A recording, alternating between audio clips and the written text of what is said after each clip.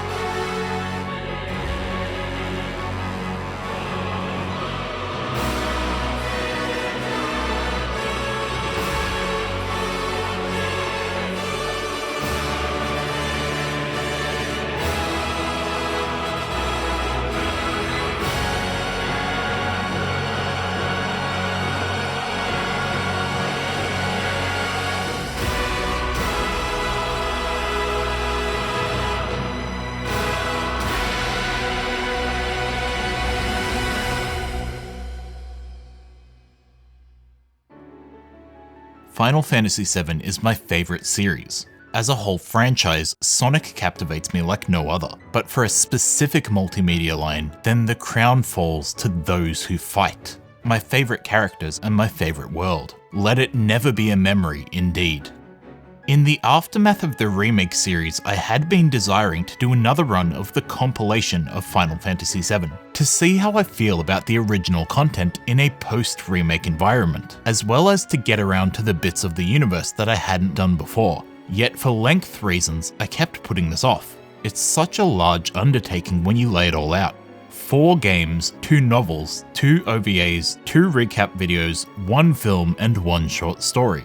Anything produced for remake can apply to the original timeline unless explicitly in contradiction to established events. So Intergrade, Intermission, Picturing the Past, Traces of Two Pasts, and First Soldier can get added into their respective placements too. Even at that point, it isn't the true end, since if you want to be pedantic, then there are actually 2 more relevant games. Final Fantasy X and X-2 are on the timeline as a distant prequel, with the Far Plane and its Fireflies canonized as Spira's own life stream.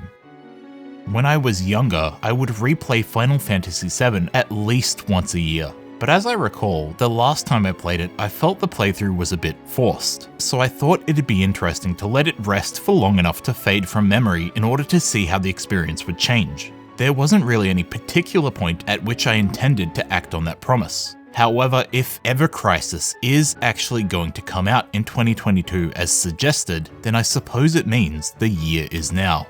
This, more than any time before or after, becomes the best spot to go through the full story again, in the time before Ever Crisis releases. And so at long last, I embark on that beautiful journey once more. If only I were soldier. Zack? Soldier is like a den of monsters. Don't go inside.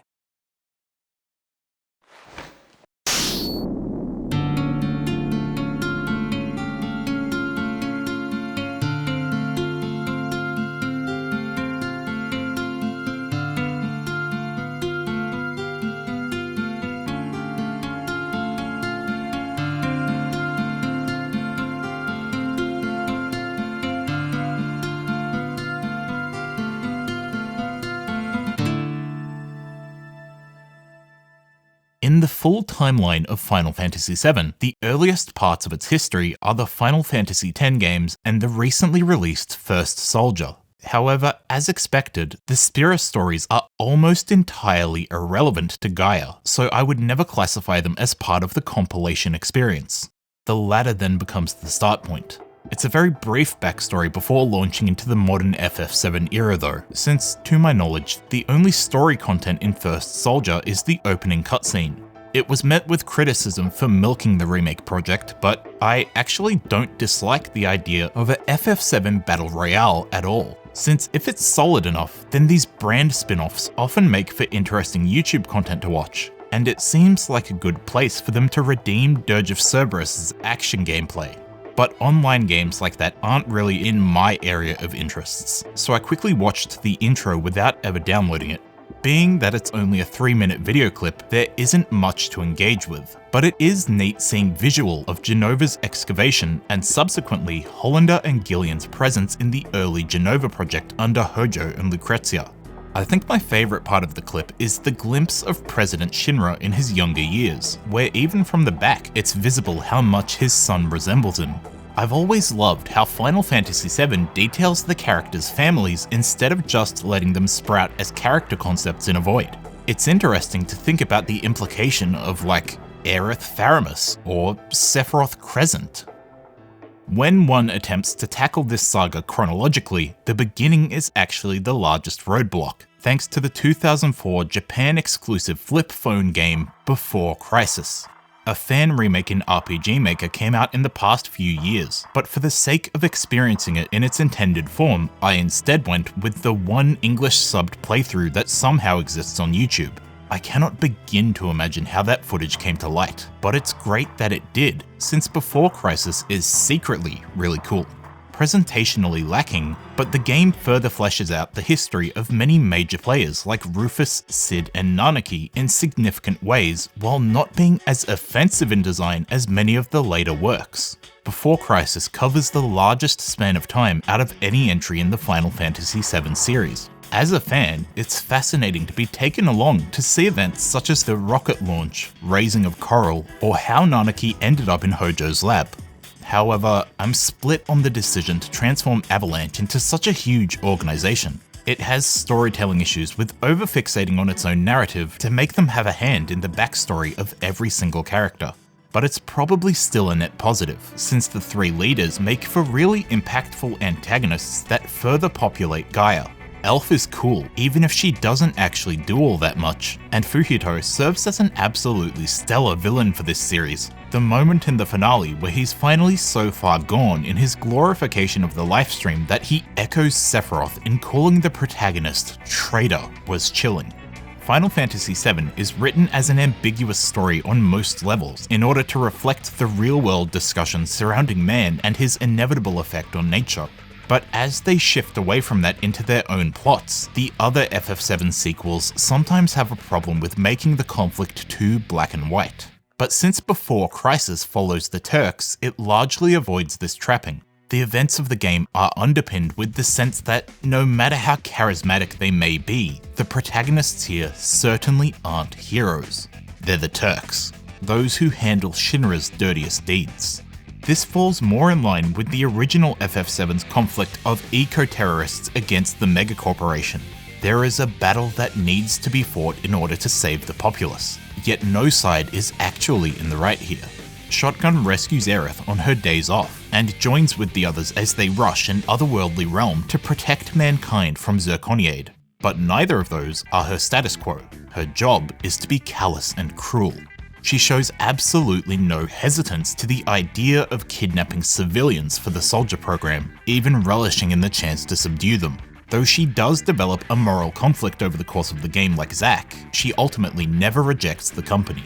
Throughout the years, Before Crisis is something I've started watching and then forgotten about many times. I think I really needed something on the scale of this series replay in order to gather the motivation to sit through the low quality playthrough. To my surprise, Before Crisis is really good. This is one of the best additions in the compilation, yet also the one that most people will never see due to the unfortunate state of its availability. I think it's a shame that Square Enix never re-released the game, since there are higher quality snippets of it shown in the Reminiscence of Final Fantasy VII compilation video, and adding a more traditional top-down JRPG to the Final Fantasy VII gameplay repertoire would have been fun.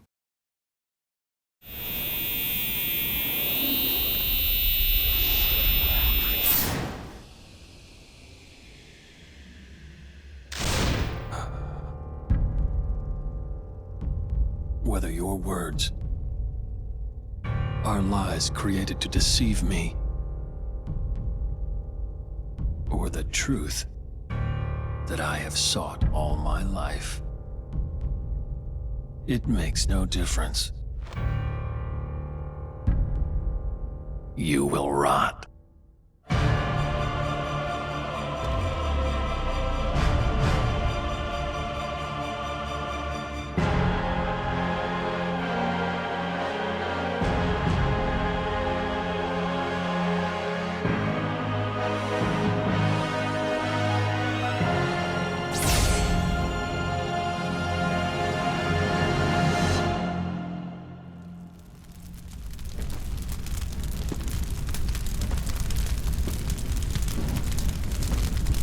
Because Before Crisis, Last Order, and Crisis Core all overlap on the Nibelheim incident, it can be difficult to make a decision where the Last Order OVA should go. But the Turk presence in this version of events aligns more closely with Before Crisis. The plot is obviously following Zack, Cloud, and Sephiroth, so the Turks are only cameos in the cleanup. But after spending so long sitting through such meager visuals in Before Crisis, even this short feature is an incredible sight. Only a low quality release exists, unfortunately, but nonetheless, Last Order was animated by Madhouse after all. The visuals are very expressive in the fight scenes. The animation of Zack's super speed while repelling a battalion of Shinra grunts is one of the most potent illustrations of the power a soldier first class possesses, made all the more visceral when he and Sephiroth go head to head. It's a short battle, but the iconography leaves a large impact. The leap from Before Crisis' scratchy 240p recording and tiny soundtrack to Crisis Core emulated in 1080p with an upscaled texture pack is so dramatic. Final Fantasy VII's first roadblock was cleared. Moving on to Crisis Core, I was again pleasantly surprised by how much I enjoyed my time with the game. The first time I played it, I was totally enraptured. It was well before Final Fantasy VII Remake, making my initial playthrough of Crisis Core the first time I'd ever seen anything that recreated locations from the original game at a higher graphical level. Naturally, on my own rankings, I gave it a 10 out of 10. But that affection I held for the game evaporated when I decided to replay it.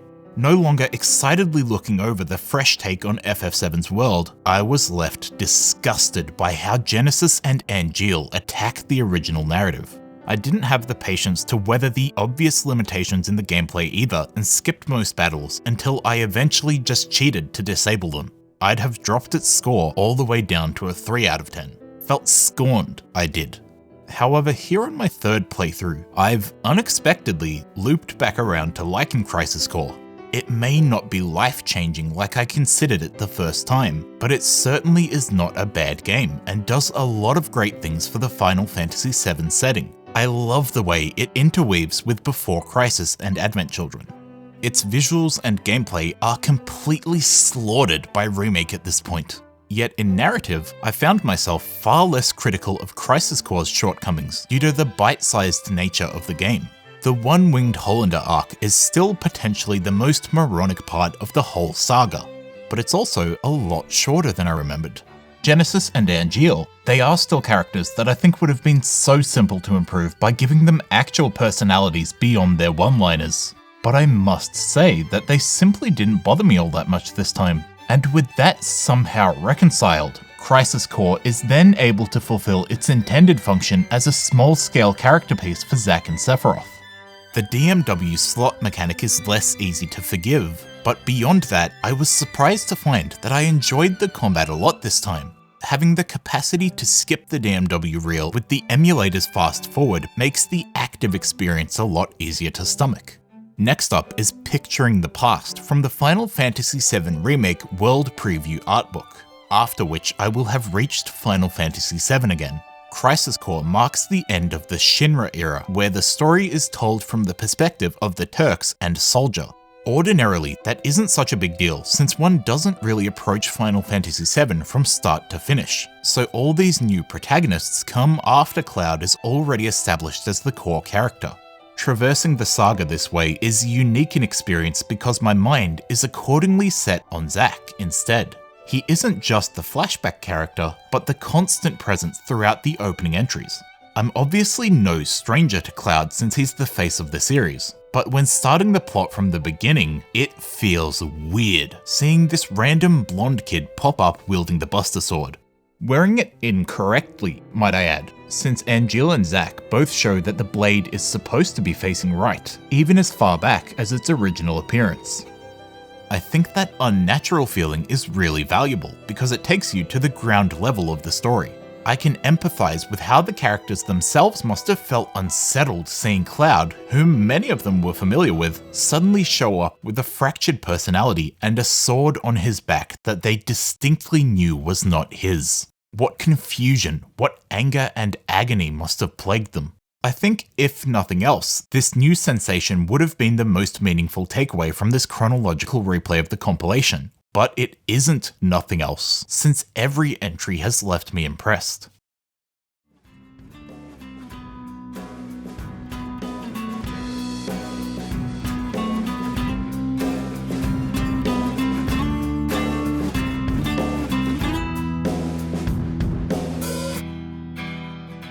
My honor, my dreams, they're yours now.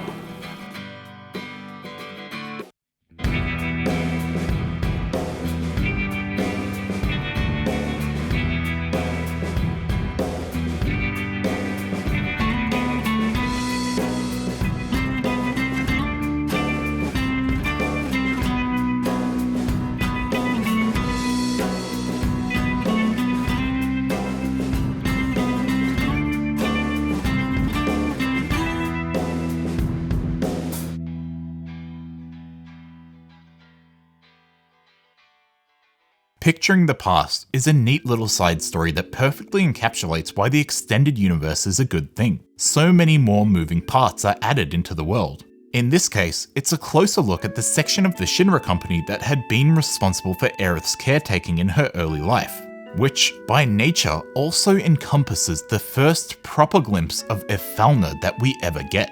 From the perspective of a Final Fantasy VII Remake project, I also appreciate that this and the next entry offer up sneak peeks into later locations like Midiel, Junon, the Grasslands, and Nibelheim.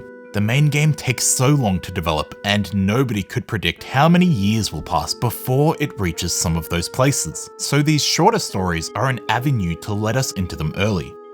With that short story as an entree, Remake then dives into an accompanying novel, electing to detail a never-before-seen part of each heroine's history. Aerith's half offers up fascinating insights into the character of her enigmatic mother, describing their early life as they bide their time for an eventual escape from Shinra headquarters. It doesn't have any huge revelations like Tifa's portion does, unless you count the Costa del Sol shopkeep elevated into a significant side character, but it didn't really need them either. Previous depictions of Aerith's life prior to meeting Zack and Cloud didn't have the same kind of massive gaps that are present for Tifa, so when wanting to dedicate half a book to her, it only requires furnishing the existing bits. Finally let the reader meet Efalna, give a more in-depth account of Aerith's self-loathing at her inability to be a normal child, and then, just for added measure, give Elmira her own storyline. It doesn't have to be crazy, because when explored in such detail, even the parts we'd already seen before, such as Aerith breaking the news about the passing of Elmira's husband, pack a new punch. But since I, evidently, am just a Tifa fanboy through and through, her section is where Traces of Two Pasts carries the most meaning. This book presents one of the most extensive looks the character has ever been given. What a life restricted to her backwater village actually looked like for Tifa. Her childhood up through the incident falling off of Mount Nibel and subsequent estrangement from Cloud, how she became a student of Zangan's martial arts school, and then eventually witnessing that accursed incident at the reactor through yet another set of eyes. The descriptions of how she felt conscious of Cloud a couple of times, and then one day woke up realizing that she was in love with him, are especially sweet. It strings together the snippets of her meeting with Shotgun in Before Crisis and getting to know Zack more closely in Crisis Core, providing a new sense of unity in her timeline. The second half of her story follows on from the Nibelheim incident. After all this time, with the character having such an obvious void in her personal history, it has finally been documented how Tifa makes her way to Midgar after the catastrophe. The juxtaposition between her airy home life and the immense poverty she was thrust into after Sephiroth burnt down her village and killed everyone she knew and loved is heartbreaking, but an incredible part of her journey. How the cast actually congregate in Sector 7 has always been a mystery. Even for the centermost character Cloud, there's still an unexplained few weeks between Crisis Core and FF7 where traces of Zack's persona creep in and Cloud makes the conscious decision to alter his soldier uniform. That one remains a mystery for now, but Traces of Two Pasts does make an effort to introduce whichever relevant characters it can. It tells us that Zangan had ferried her to a clinic in the slums, and in the ensuing years of poverty, a series of coincidences with Mal at the clinic would lead her to Jessie, Barrett, and eventually Avalanche. as Tifa is sitting in the grasslands chatting with Aerith and Nanaki about the winding path that had led her all the way from her distant homeland over to Midgar and beyond. She recounts the time she once met a female Turk while searching for her cat in the mountains, this being her meeting with the player Turk from before Crisis. The book later reveals that Barrett had asked to be inducted into Sector 7's Avalanche cell by bringing up his previous encounter with Elf, though Jesse is a bit hesitant to accept him since at that point in time the organisation had begun to falter, which we can discern is from Fujito's interference. They even take care to highlight the carpenter who talks to Zack about constructing a Sector 7 bar in Crisis Core. The book displays an affection for the world of Final Fantasy VII by referencing this and that, while subtly slipping in new details such as the now defunct Republic of Junon. Tifa and Jesse grew up in entirely different places, yet both of them mention the Republic era, and when you take that together with the chapter's introduction, it seems to be suggesting that before Shinra's proliferation, Junon was the main governing power, which is an incredible claim to just throw out there. It defines a slew of things previously left in ambiguity. These are exactly the kind of long-running story interactions that make Final Fantasy VII's extended content such an awesome experience. Zack dies a hero and the Turks scatter to the four corners of Gaia. The prequel era meets its heart-wrenching end, and the camera, at long last, pans over to the image of a young blonde man sluggishly trailing a ceremonious hunk of steel behind him as he hobbles all the way to the other side of the wasteland. Cloud inherits the will of those who fight and sets out to end all that which torments him.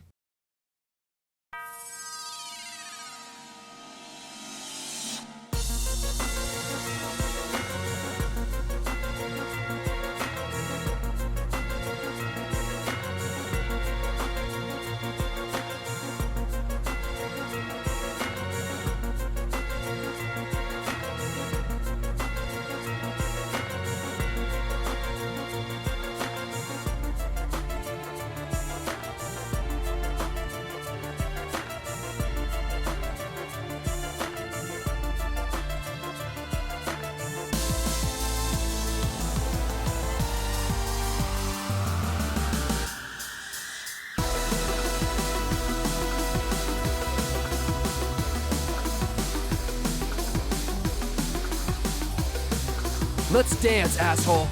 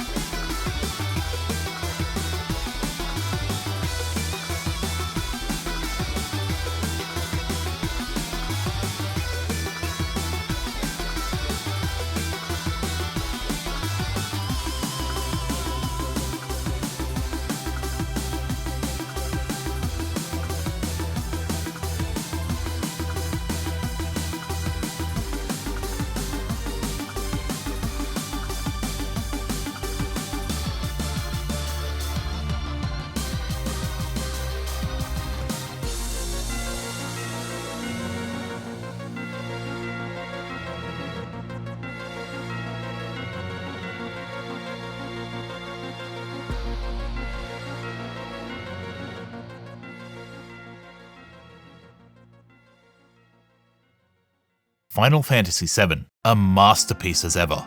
Aesthetically unmatched. Artistically rivaled only by its two contemporaries Final Fantasy VIII and IX. A product of its time that's still just as potent in this time. Final Fantasy VII is something that I believe withstands it all. With a helping hand, that is. Run the Satsuki Yotoshi upscale mod, apply a liberal use of the speed up and no encounters cheats, and the game is wholly rejuvenated. It launches, loads, and saves quickly in the same way that makes modern JRPGs so easy to hop in and play. Final Fantasy VII becomes a 1080p experience that no longer feels like it's being choked by the rudimentary engine. This provides a unique opportunity to reevaluate it from the review perspective of a modern JRPG targeting a retro aesthetic. And when viewed from that angle, I'd suggest it comes up superior against all contenders. The artistry worked into the beautifully crafted diorama backgrounds and creative camera angles is to a level that I believe has only ever been challenged by the other two PS1 FF titles. With the exception of simple resolution upscales, usually I find that any and all graphic mods for Final Fantasy VII are atrocities, because they're mostly just forcing in models that wholly clash with the intended aesthetic. As a blanket statement, I would say that any mod which tries to get smart with FF7's art style inevitably damages it. Near the end of the game, I did try out the dynamic lighting shader, however, and since that's just layered on top of the existing art, I found it actually did great things for the visual synergy by creating more depth on the character colours. Final Fantasy VII is geared toward many of my own aesthetic biases. I referred to it as retrofuturism in my Intergrade review, though that might not actually be the correct way to class it. What I'm referring to is the specific style of its urban sci-fi. The 90s science fiction aesthetic was unique to that time. The technological ideal wasn't yet standardized as a sleek white vehicle like Remake's Neo Midgar, so there are clunky super machines and high-tech CRTs. Man vs. the Machine, where the environmentalist message is steeped in moral ambiguity and every element of the weary world cloaked by melancholy. Sweet, sweet melancholy. I'm not sure why I love it so much, but I certainly do. Any story that treads the melancholic line instead of veering to positive or negative extremes always gets bonus points from me. As if acknowledging my long-standing love of Godzilla, they even chuck kaiju in there for good measure. It has this mix of everything I love, of old-world mercenary heroes in a modern industrial setting. I definitely spent my high school years fantasizing about what it would be like if it were possible in this world to make a living as a wandering hero. I was young, but Gaia is that world. It sits somewhere between the modern and the medieval, still full of small villages and monsters roaming the vast wastelands. Yet all of that is encased within a steampunk interpretation of technology. The job of a soldier first class is much like the vagrant hero moving between towns solving any and all problems, and the king still dominates the world through economic and political power. Midgar, encased within circular walls and divided into districts, is a kind of castle town. Except that this time, the king's castle is an industrial skyscraper. I used to run through this annually, but when I last played it 5 or so years ago, I decided that I would like to let it sit until after Remake, until the original felt a distant memory, and then come back to experience it without my established bias toward it or the lingering familiarity of Final Fantasy VII, my favourite game. Having approached it with such distance, I found that Final Fantasy VII is still likely my favourite video game aesthetic experience, but as a game, perhaps not my all-time number one anymore. What a shocker to the mainstream discourse that actually it's the visuals and the primitive synth music that truly connect me to this title. It's the narrative and the characters and the world, and not necessarily the active gameplay experience. I'd prefer it if benched party members got equal EXP to incentivize actually using them all, but otherwise, the combat is still beautiful in its straightforwardness. The materia system's praises are plentiful. It's simple and effective to get different effects based on what materia you combine and whether they're slotted into weapons or armor. However, at this point, older, busier, and with an oversaturated backlog, I increasingly find that I just don't have the patience left for random encounters and menu-based combat. Around this era at least, since the favourite gameplay title next falls to FF12. For an honest example, I had the most fun with Xenogears and Xenosaga when cheating my way through them, and that remains true here. I did keep battles active at the start of each session so that my levels kept pace without being cumbersome, but I enjoyed this replay the most when pumping the in-game battle speed and disabling overworld encounters. When skipping a lot of the encounters, it does amplify the awareness of the story being relatively lean. Title crawl. Okay, glad you're oriented because we're bombing a reactor now. Oh, whoops, Cloud fell off the plate, but he's okay, even though they tried dropping a city on him. So hop on back up the plate and get into that big bad castle. Except there's actually more game than Midgar, so walk quicker. Just a short jaunt across a continent and a half. Don't even bother trying to take a detour for the Zolom, he's just pretending to be strong. Maybe there is a setback or two when your carnival date ends with a sentence for life in prison, but they were just bluffing about that part. And now, with all your new friends, you're ready to tackle the mystery of the ancients. It doesn't go so well, and Sephiroth's cult realizes its ambitions. Cloud is lost, Tifa collapses, Sid is annoyed at being handed responsibility, Vincent is just annoyed. He's like that sometimes. Bam, it's a week later and things are ruined. Meteor sits in the sky mocking you for your inability. But too bad, no time to lament. There are kaiju now. Only for a little bit though, because Shinra shot them with a big cannon, hitting Sephiroth's cocoon in the process and wrenching open the path to victory. There, at the heart of the planet, where holy and hate collide, Cloud moseys on. The plot moves briskly along its course, and each individual narrative beat is decisive, but I would say that I'd like it if there were more fluff to each event, to let the world breathe more instead of just being actors on a strict script. It's a limitation of the time in that sense, where you can somewhat feel that Square's developers were wrestling with the notion of even just putting something together in 3D for the first time. I would not ask for 20 hours in each village like was offered in Remake, but it does stick out how little time the characters spend in each town. The tight pacing is one of the game's major strengths, which contrasts with Intergrade where many were critical of some obvious runtime padding. But in spite of this, I adore the compilation because it draws out specific elements from FF7's script and fixates upon them. If any of the Final Fantasy titles were to have been singled out for an extensive sub-series, it makes sense that 7 was the one chosen. There are so many characters and subplots touched upon in the main game that are seemingly left open for later exploration. Final Fantasy VII accommodates Before Crisis by hinting at the Turks' organizational structure and Avalanche's origins in Cosmo Canyon. Crisis Core and Dirge of Cerberus expand upon the existing flashbacks for their respective protagonists. Any new entry that arises in the extended universe slows the tempo and dramatically draws in the scale. Final Fantasy VII's plot is somewhat designed for that. It sets its pacing right from the intro sequence and expertly follows through. As the characters weave through the world, they know when to preach and when to remain silent, what things require prose and what is better left as a passing line. Yet on this replay, I would feel confident in stating that it also requires the compilation to be considered complete. Any one entry taken on its own is left lacking, but by working together, the player begins to feel that the world is truly lived in.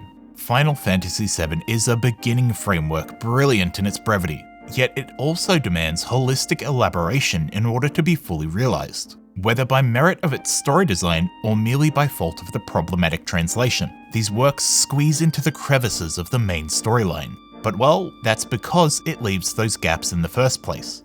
I'd still say that this is the single best entry in the Final Fantasy VII series, but on this playthrough I did also come to acknowledge that a not insignificant amount of my affection for it is built on the backs of the extended universe.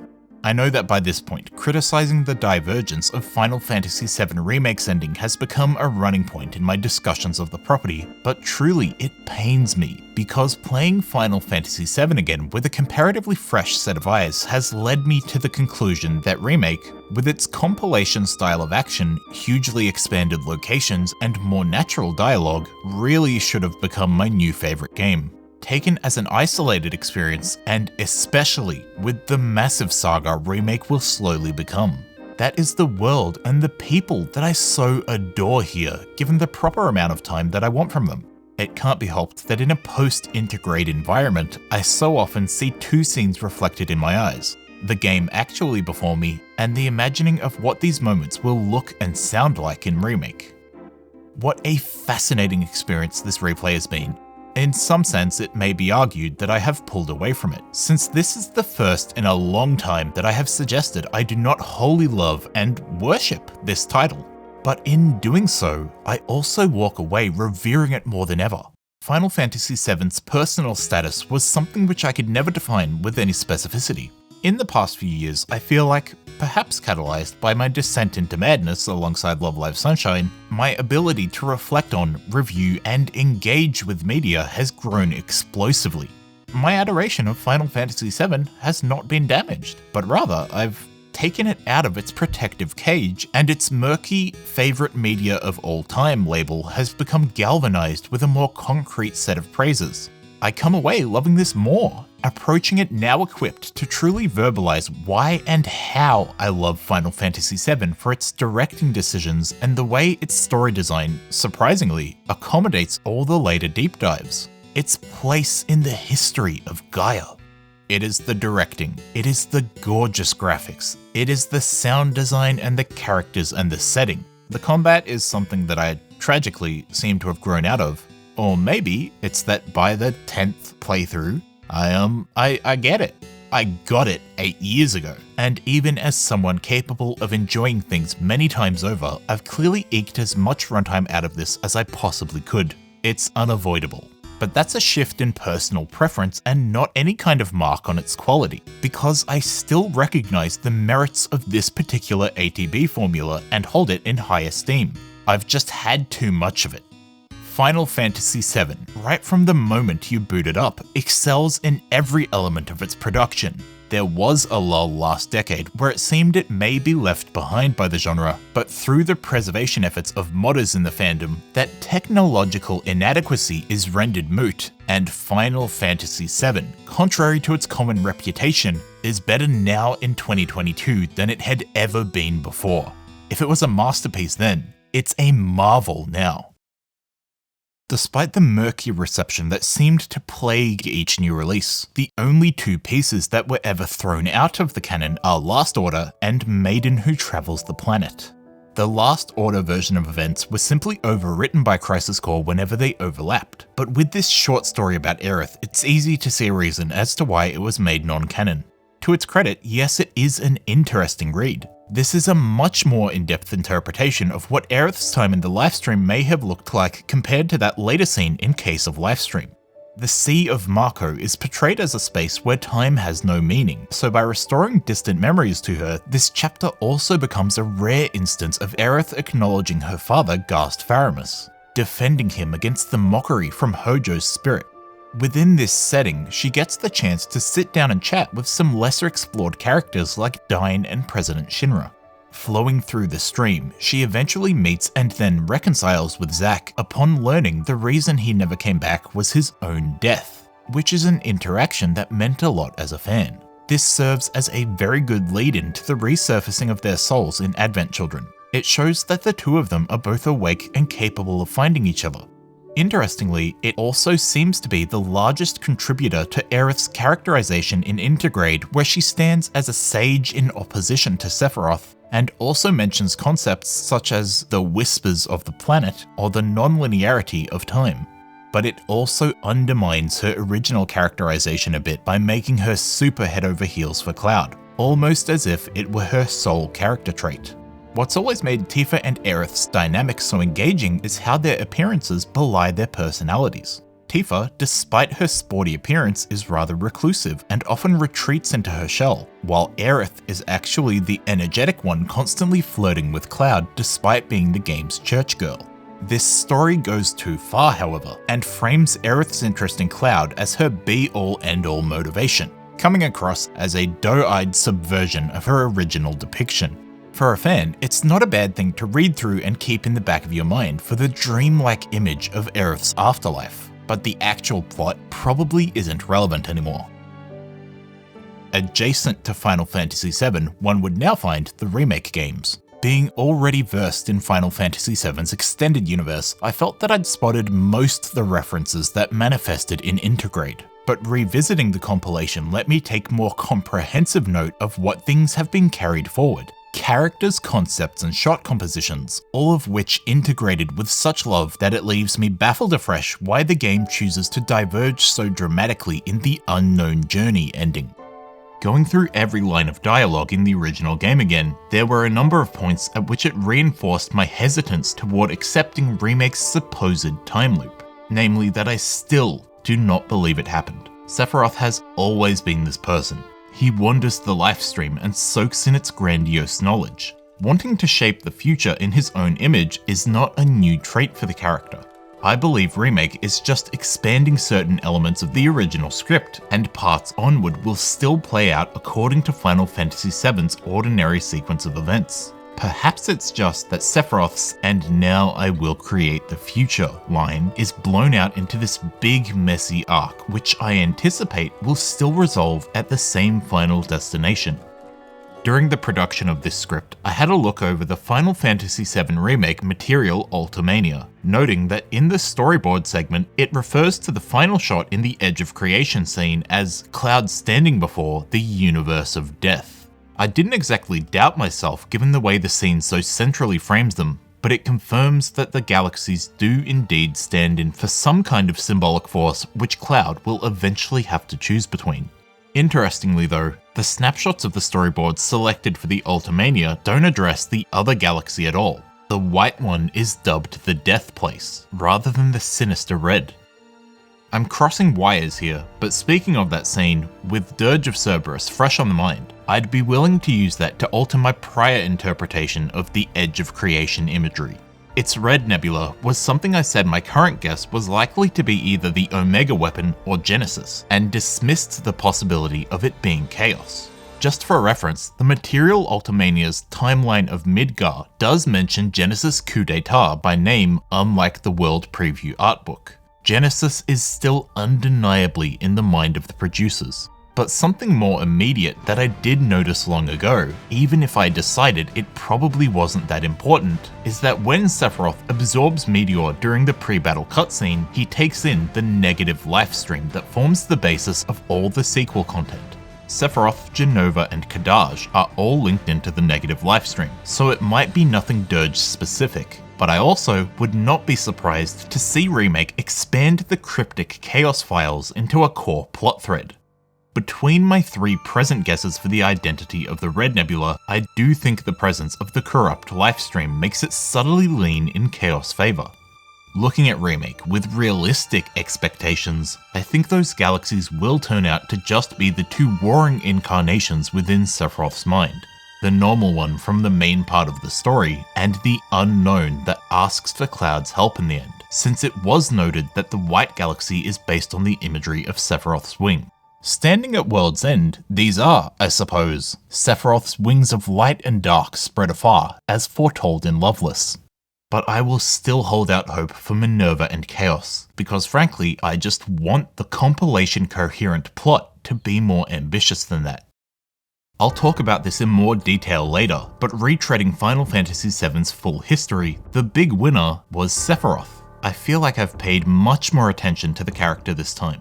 Until recently, I probably would have noted him as my favourite villain character when asked, simply because, well, he's the villain from my favourite game. Like my feelings on the game itself, it was something I found difficult to give a concrete shape to. I was simultaneously too ingrained and too long removed from it to isolate such feelings. But I now look at Final Fantasy VII with more clarity. So a small thing I'd like to point out is that although his implementation is certainly different in Remake, I quite like how the expanded soundtrack draws attention to and heightens the Jaws inspiration.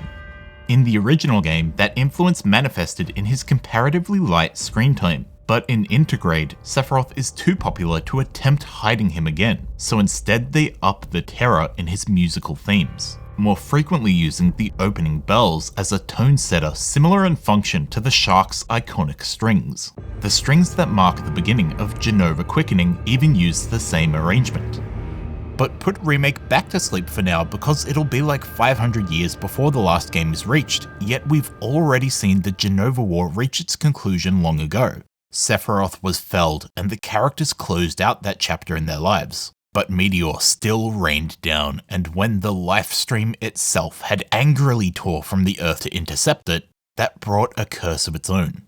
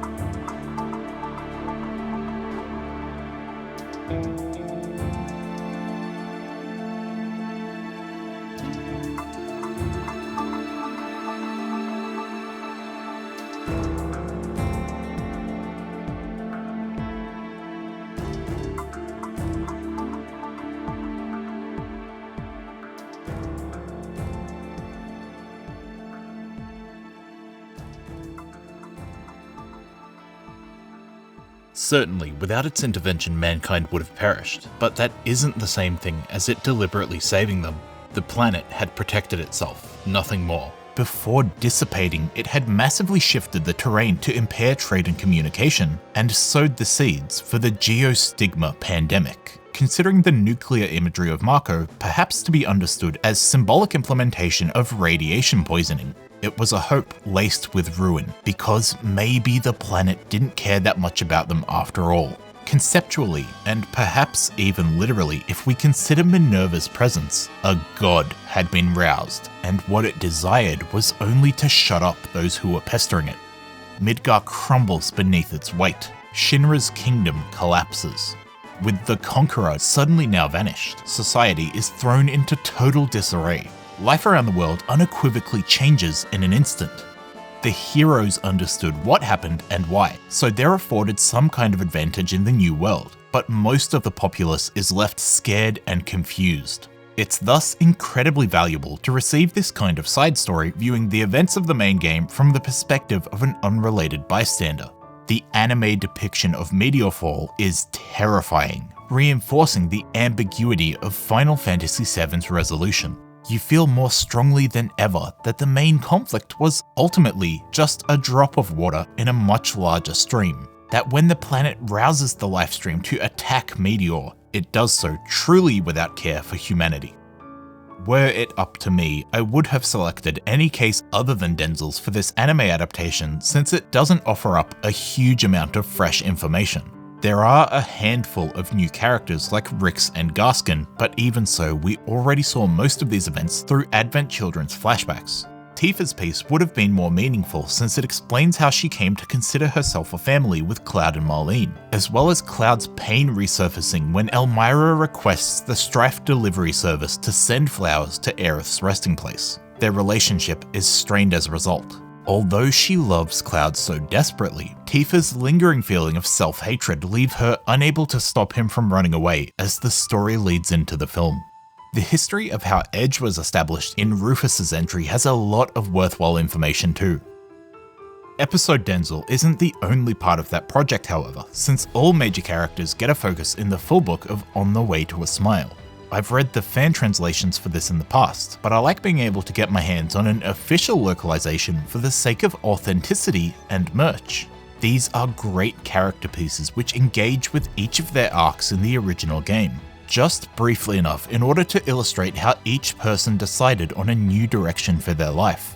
With the title of hero stripped away from them, each member of the party is forced to search for a way to reintegrate with common society. When the adrenaline dies down and they're no longer able to use the adventure to avoid focusing on their sins, what effect does it have on them? The mundane puts their personalities to the test. Unfortunately, each entry is noticeably constrained by the anthology format, since they don't have much room to fluff the word count. It doesn't cripple their emotional potency, but I did feel that the stories were ending too quickly. With that in consideration, it isn't surprising that the longest one, Case of Shinra, was the best one. Although I'd seen most of the book before, the chapter following Rufus was new to me. That contains the most complete account of how the construction began on the new city to the east of Midgar. Through his actions here, one discovers that the performance Rufus put on in Advent Children was just that, a performance. The apologetic mannerisms he displayed while talking to Cloud and Kadaj made it seem like he had turned over a new leaf, but it turns out that was all manufactured. Rufus still intended to work his way back up to the role of Conqueror, even calling the Meteorfall monument a sign of our ownership. On the Way to a Smile doesn't necessarily contain any new character revelations, but it's an integral part of the compilation that best sets the scene for the tonal shift waiting to happen in the film. There's one other book which occupies the space in between Final Fantasy VII and Advent Children. The Kids Are Alright was totally new to me. Part of me wants to say that this is the best edition to come out of the extended universe. But then, across this replay, I've found myself feeling impressed with every entry. It seems I want to say that about all of them. Unlike On the Way to a Smile, this is a standard novel, so the narrative is given as much time as it needs. Evan Townsend was a compelling protagonist for all his personality flaws. For most of the book, he's trying too hard to act tough in a way that's awkward and unnatural to everyone around him, which adds a veil to their chemistry. The story is about him learning to kick that habit, spending enough time around his companions that he eventually learns to love himself for who he is, since they had noticed he was guarding himself a long time ago. All this occurring within a vivid description of Edge. They travel the world over, and it is fascinating to hear Tifa's accounts of how the live stream had changed the world map, such as a collapsed mountain range making for a direct route from Midgar to Junon. But it's Edge that really sticks out to me. Due to my history with Advent Children, that's always been one of my favourite settings, so I eat up every chance to explore it.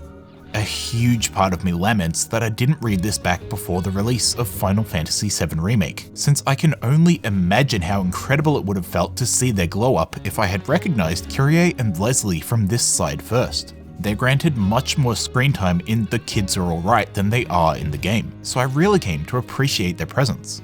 Pretty good book, I think. Getting to view fantasy worlds from the perspective of a bystander is always a special experience, and this time around it's so much more extensive than Case of Denzel or Case of Shinra were. The Turks are always great too. Reno and Rude command such charisma throughout their many appearances, and Sung plays a major role in the prequels, so I found that these two books were offering a much needed spotlight to Eleanor. Girl's a lot more of a brute than I expected. Eleanor would keep trying to find excuses to brutalize small-time nuisances, expressing her frustration whenever Sung held her back. A rocky relationship with her older sister Emma made her display such a resistance to the Turks back in Before Crisis, but she ends up holding immense pride for her role as Shinra's elite. Like the habitual lying of Evan, which works multiple layers into his relationships, Eleanor's violent streak makes her friendlier moments feel all the more dynamic. This book thrives on such contradiction. The Turks are villains through and through, but they're so charismatic that you can't help but be enamored with them and their twisted sense of family within the organization anyway. Like in Case of Shinra, when Eleanor runs up and embraces Sung after believing he died in the Temple of the Ancients, then cheekily says, "Shut up, I know you want to hug him too," to Reno and Rude. Sharply dressed and in abundance of dry wit. Anytime the Turks are present in this franchise, they steal the show. Yet, the part that leaves the biggest impact on me was neither the protagonist nor the Turks, but rather someone I never would have expected to say positive things about. Kadaj. His raising of the Icicle Inn during the finale was a gripping acknowledgement of Genova's cinematic roots. The grotesque shape-shifting alien Genova was unapologetically borrowed from John Carpenter's The Thing. It's afforded a bit more grandeur, but is essentially just the same creature in origin, design, and function. A transforming alien that crashed into the Arctic in ancient times, and when unsealed, it attempts to destroy civilization through weaponized paranoia. There are tales of her silently infiltrating ancient communities, mimicking their forms by altering her own cellular structure. She would come to them as a friend, then work to inspire such distrust that the people drag themselves to ruin, deriving a sick pleasure as it watches the society implode and then swooping in at the end to infect them with its mutagenic virus, much like the events of the film. However, this element sparsely plays a part in the actual game due to Sephiroth being its main vassal. Once he learns of his origins, he steps back into the role of overseer, manipulator, and god.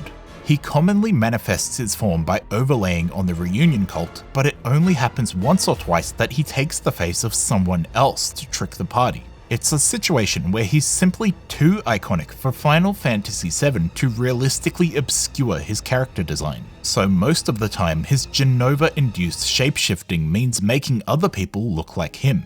Sephiroth is omniscient in the story, existing just as much, if not more, as a concept. He hangs over the narrative, and you spend more time hearing legend of him and his heroic ripples on the world than you do actually encountering him. Sephiroth is dubbed a perfect monster by his closest friend, and ends up cocooning himself within the notion of perfection. Sephiroth is the chosen one, self-appointed, but nonetheless believing himself above those worthless creatures because he is beautiful and divine. He doesn't just want to destroy the world, because the compilation has illustrated a number of times that he is capable of slicing through buildings with a single swipe, and could thus tear up entire cities with minimal effort. Cloud and co spend the game chasing the black-caped man, but the black-caped man can, fly and move faster than the eye can see, and project in and out of the corporeal world at will. The only time they catch him is when he very deliberately wants them to. Every known Soldier First class is either MIA or dead, and Intergrade shows us that even his projections are capable of outclassing Cloud until much later in the story. If he so desired, then Sephiroth has ample opportunity to send multiple clones out at once and end society post-haste. Cloud's out of Midgar. Perfect. Just activate one of the many cultists still there and slice down the support pillars. Or use Jenova's mind-reading powers to steal the pillar detonation codes. The characters no longer have a home, and the world government collapses. Game over with the click of a finger. But he doesn't, because Sephiroth is a hawk hiding its talons to an obsessive degree. The humans are below him, and it can often seem that he considers it a personal insult anytime he has to exert himself. He doesn't often play it safe, and in fact seems to deliberately leave his schemes to the last possible moment, because he believes on a fundamental level that the humans shouldn't be able to do anything to stop it. Sephiroth holds deeper ambitions, goals, visions for the world and where he wants to end up, a master plan which he gives everything of himself to enact. In power, Sephiroth is pretty much unrivaled, even when existing in incomplete states. But his intent is not just to crush those before him, it's to send a message. Sephiroth speaks in cipher, and his presence in the story centers on delicate emotional manipulation. Sephiroth is a deceiver. He is looking far beyond the physical, beyond the human, and beyond the planet.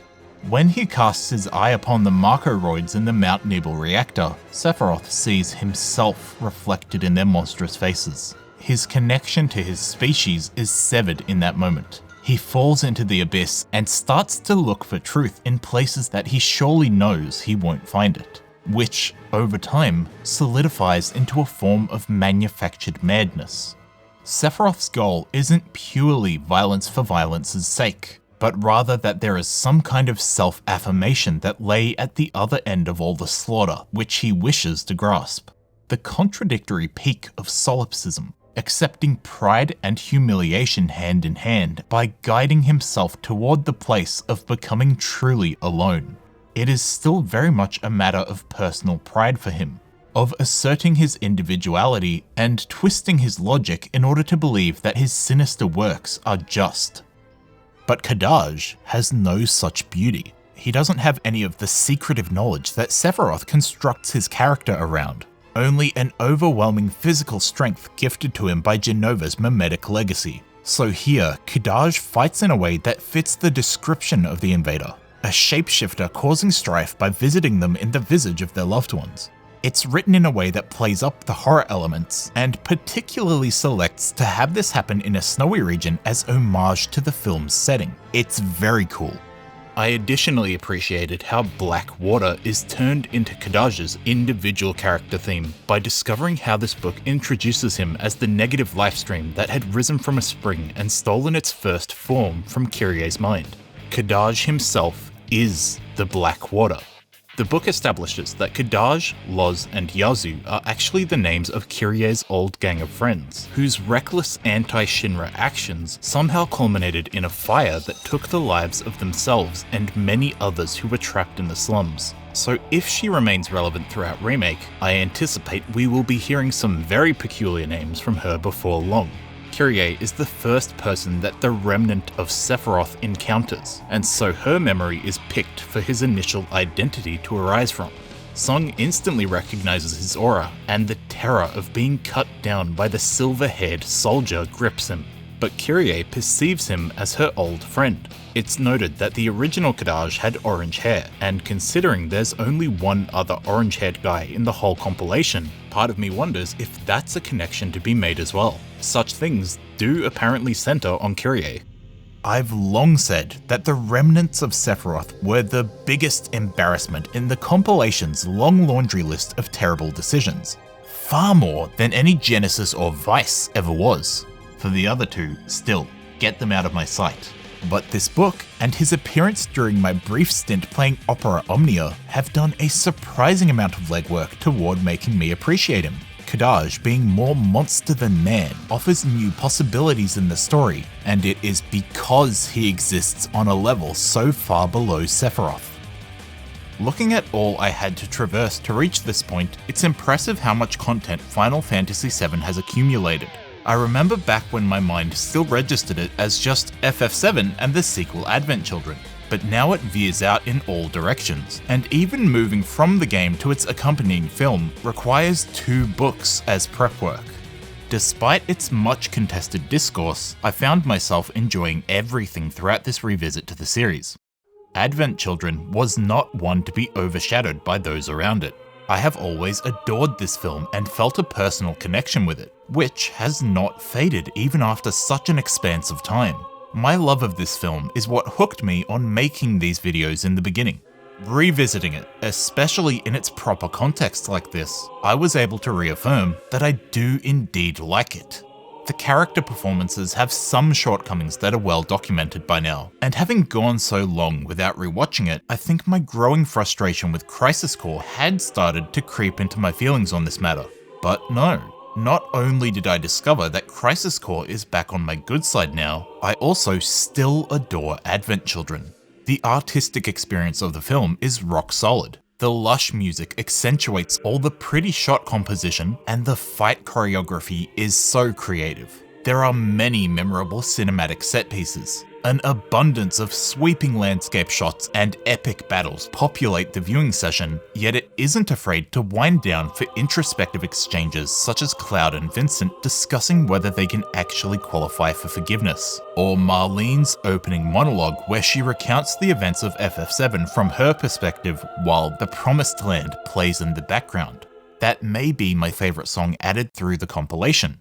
The way Marlene describes Sephiroth from a child's understanding of the world really sticks with me. There was one soldier who was better than the rest, but when he found out about the terrible experiments that made him, he began to hate Shinra, and then, over time, he began to hate everything. Sephiroth expressed his love for the world and was betrayed. He is the embodiment of a cosmic evil, born as the crystallization of human greed. Man was no different from Monster when they manufactured him to be a weapon. Sephiroth didn't want to become the Great Destroyer, but Shinra's machinations set him down a wall of hatred in which no voice could reach him. Thinking about it that way, his fixation on Cloud becomes a lot more tragic. All these moments and memories, precious and fleeting, they're like rain rolling off his back, and when they're gone, he won't cry or shout or anything. Sephiroth is a very intelligent man, so you have to imagine that he's probably realized very quickly that Jenova does not truly count as a mother, nor was she even a Cetra. He still talks about her as such in Advent Children, yet we also know that after a certain point in FF7, he stops being subservient to Jenova. And Hojo is the biggest monster in all of the storyline, so Sephiroth wouldn't dare accept him as a father. Yet he clung to Jenova because that rotting extraterrestrial corpse became the only thing he had resembling family. Maybe he felt jealousy toward Aerith for being the daughter of his beloved Dr. Gast. Maybe he's so driven to erase everything because somewhere in his subconscious, his self-loathing and immense pride are amplifying each other to construct a veil over his own feelings of loneliness. Cloud, for better or worse, is the only person left alive who was once something of a friend to him, and so it does not go unnoticed that Sephiroth considers him special. If we choose to apply this lens, then when Sephiroth informs Cloud he wants to sail the cosmos like his mother, that statement may be laced with self-mockery, and it better explains why his critical piece of dialogue is, "I will never be a memory." It is to carve himself upon the one person he still can. Cloud really only engaged with Sephiroth as a hero turned villain, so his recollection of the Nibelheim incident, or whatever scraps are left of it, lacks mention of Sephiroth's plea to resist the call of the invader. But when this same scene is approached from the viewpoint of Zack, the scenes do highlight the turmoil Sephiroth was in while he tried to find any excuse to silence what Genesis had told him. Ordinarily, characters like this are built to have a redemption at the end of their struggles. It's the Darth Vader archetype. But for the most part, I do not think I want this in Final Fantasy VII. Sephiroth is tragic, but not entirely sympathetic. He dove off the deep end so very long ago. Aerith says that he'd tell you that he only cares about the planet, that he'd do everything in his power to protect and preserve it, but there's no greater threat to the planet than him, which is a very adept summary of his narrative position. Sephiroth was not a monster of his own making. He was wronged by Shinra, just as Cloud and Barret were. Yet all the same, Sephiroth is the man who burnt down that village and tried to extend that death out to the whole world, irrespective of where he came from, despite what overwhelming isolation may still be driving him. It's too late. That one-winged angel is the world's enemy. One of the things that's interesting about him is that delicate melancholy, that string of morality pulled so tight it snaps. They could lament the path that led him to where he is, but Sephiroth goes well past the point of forgiveness. The world had its chance, yet the hero was systematically betrayed by his friends, his people, and his society until madness was the only path left. A grave sin was committed, and now mankind has to bear the full brunt of its consequences, no matter how battered they are by the end. Sephiroth carries such gravitas. However, at the same time, if we could see Sephiroth smile again at the end of whatever he's doing in Remake, if Zack could look Cloud and Aerith dead in the eyes and tell them that he wants to be a hero to Sephiroth, that he wants to fix an old friend, then maybe that wouldn't be such a bad feeling. Because the fact of the matter is that the unknown Sephiroth was the one who created a chance for destiny to change. It was not Cloud. Sephiroth, at the point where he should be completely and wholly evil, he was the one who went so far out of his way to save Zack, presumably for himself and potentially, based on his dialogue, even for Cloud and Aerith's sake. Having already used his position as divine manipulator to save one friend, maybe this is the pathway he will take to bring Genesis and Angeal back from the brink. None of these ideas are new to Advent Children, but that line Marlene delivers carries such implication despite being so short. I swear, every shot and every piece of dialogue in this film is iconic, utterly captivating. It isn't often that I think a 2-hour film easy to sit through, but Advent Children is just so well directed that it's hard to walk away from the screen. No longer on the way, Cloud has arrived at his smile in the place where his family live beside him. With that momentous film cleared, Cloud's story is over. Protagonists have come and gone throughout the many years that comprise Gaia's history, and now the spotlight falls to the immortal so that he may resolve the last sin left standing. Yep, I still hold much affection for Dirge of Cerberus. There's just some quality particular to this game's characters and art style that makes it the more memorable between it and Crisis Core. Zack is brilliant and he got so much more out of his game than Vince does, but receiving an FF7 story piece focusing on Vincent, Yuffie, and Reeve as the main trio is so very fresh. I think it quite hilarious that when Cloud, Tifa, and Barret appeared during the Midgar cutscenes, they basically just say, "Yeah, and let's go," with one of Barret's shouts not even getting dubbed. This is Vincent's game. Those three are just happy to be here. It occupies a spot away from the usual protagonists and the usual villains, which I think is why it resonated with me so much. It displays a confidence in the new style penned by Advent Children. They don't shy away from introducing cartoonier villains, one hidden reactor, and mysterious new figures like the Restrictors. Due to the overlapping release schedules, Shulk, Shallua, and Azul all have their place in the franchise solidified by their parts in Before Crisis. Vice and Nero are later worked into Crisis Core to further weave the large-scale narrative together. While each new plot often presents certain characters or qualities that make it difficult to slot together with the original, I believe the compilation of Final Fantasy VII justifies its existence by simply creating an opportunity for Square Enix to revisit Final Fantasy VII. The original game moves so quickly, which isn't necessarily a complaint, but it's evident that there are storylines still left in there for later exploration. It's Vincent's history as a Turk and the personality of Dr. Lucrezia Crescent in this case. Furthermore, it afforded Square Enix the chance to do up these locations long before they committed to the remake project. This version of the train graveyard and a Mako reactor are immensely outclassed by Intergrade, and one would expect that to happen for everywhere else too. But it hasn't happened yet, so the unreached areas still maintain their charm. Kalm becomes such a sprawling town in the first level, far more fleshed out than the single screen it was afforded in Final Fantasy VII. The wastelands around Midgar are always a weirdly fascinating place as well. I guess it's because when I see them, I imagine that yet unexplained blind spot of Cloud making his way toward the city. The compilation of Final Fantasy VII is inevitably going to be a remake of Final Fantasy VII in its own way. However, with Dirge being the last game in the canon, it's provided an even rarer chance. Being the only project on the other side of the film, it's in a unique spot to convert Advent Children's set pieces into video game levels. It means so much to me getting given a level where you can actually wander the streets of Edge, which, as previously discussed, is one of my favourite settings.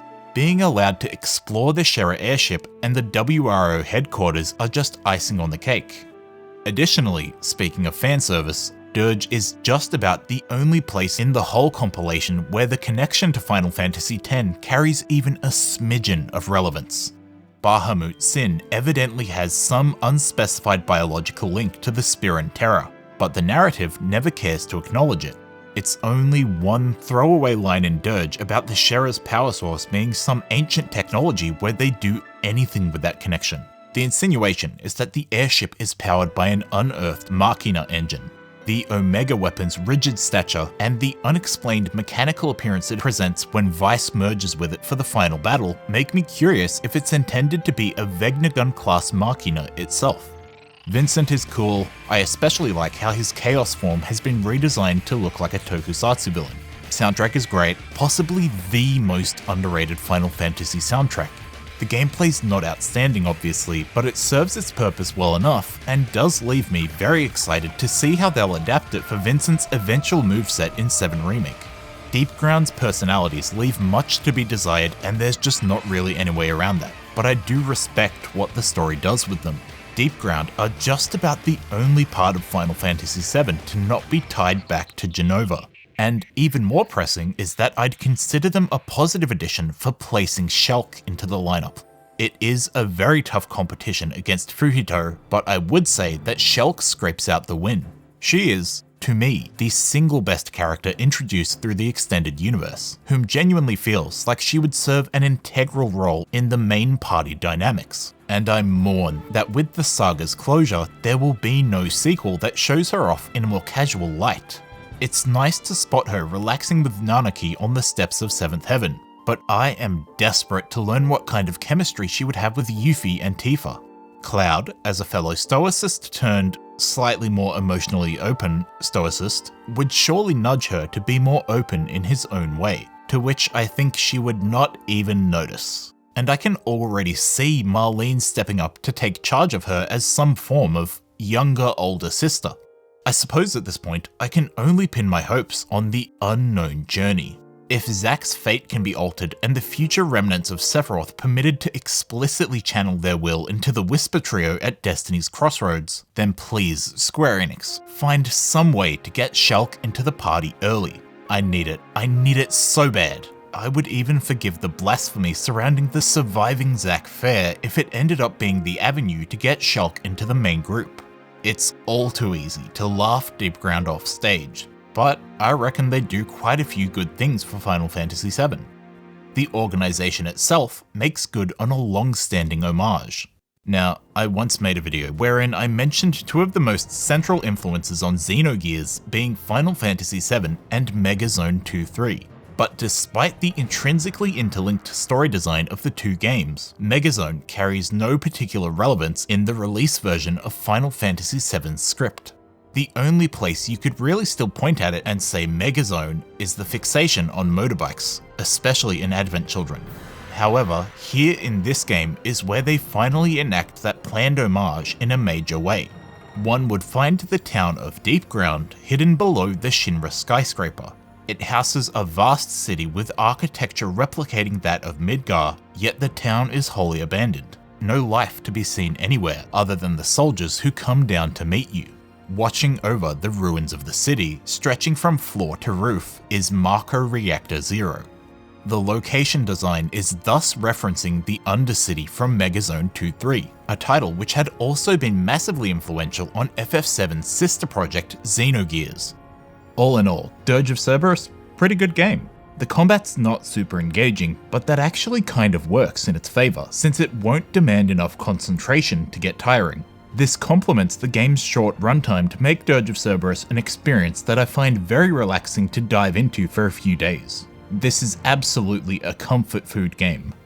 The way that it's designed definitely feels like it should be the single most offensive addendum in the entire compilation, but it, surprisingly, has enough heart to offset that.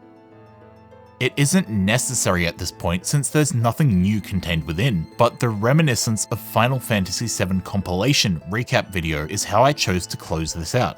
It's a very neat concept, that one. An official bonus video which works together footage from numerous different compilation titles to try and convey as much of a chronological experience as possible, especially noteworthy for featuring the only clean digital recording of Before Crisis that exists. I would love to see this video officially reattempted with higher quality footage and better pacing because it's a real treat.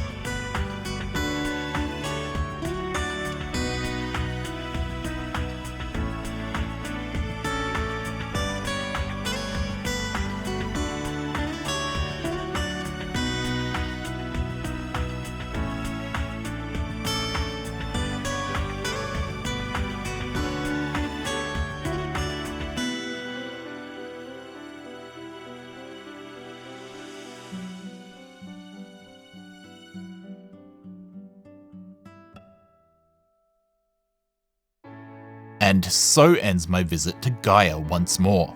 Sayonara, City of Mako. It was so much fun. Not only because each story piece surprised me anew with its quality, but also because through the multi-month revisit and subsequent bunkering down for script writing and video editing, I was able to immerse myself in Final Fantasy VII with an intensity that might be the most I've ever gotten into it. In the process, I gained a more concrete appreciation for Final Fantasy VII's structure and the potential contained within each strata of the story. Crisis Core and Dirge both won me over again after I'd gone pretty sour on them, and I was able to reaffirm that yeah, I really like Advent Children. Genesis and Angeal were less intrusive than I remembered, and I am in disbelief at how much I managed to warm up to Kadaj through the book which recontextualized him as the Thing. There was not even a single neuron in my brain that would have ever predicted coming to like Kadaj. Deep Ground gave rise to Shulk, who I would consider the best new character created for the compilation, in that the party genuinely feels like they would be benefited by her presence. The other contender was Avalanche's Fuhito. He felt like an antagonist that Final Fantasy VII was in want of. Unlike Vice and Genesis, who are, functionally speaking, just lesser Sephiroths, Fuhito had unique ambitions and was a scientist rather than a berserker. he does eventually end up resembling Sephiroth once he's gone insane and come to consider the very notion of living as an abuse of the life stream. But unlike those other two, he takes a wholly different path to reach that point of madness, making it feel like a fantastic storyline that complements the original conflict. Going along the emotional journey from start to finish, I gained a deeper sense for how tragic of a villain Sephiroth is, which, to some extent, does actually offset some of my qualms with Remake's unknown journey and its implication of the Destroyer seemingly wanting to fix things. For the entries that I'd already played before, the time away from the series gave me the chance to experience them feeling refreshed, and the things that were new to me, like Before Crisis and the books, led me to fall in love with the setting all over again. Final Fantasy VII is my favourite, and yes, that is built upon the back of the compilation of Final Fantasy VII, of a world made larger, of a history made richer.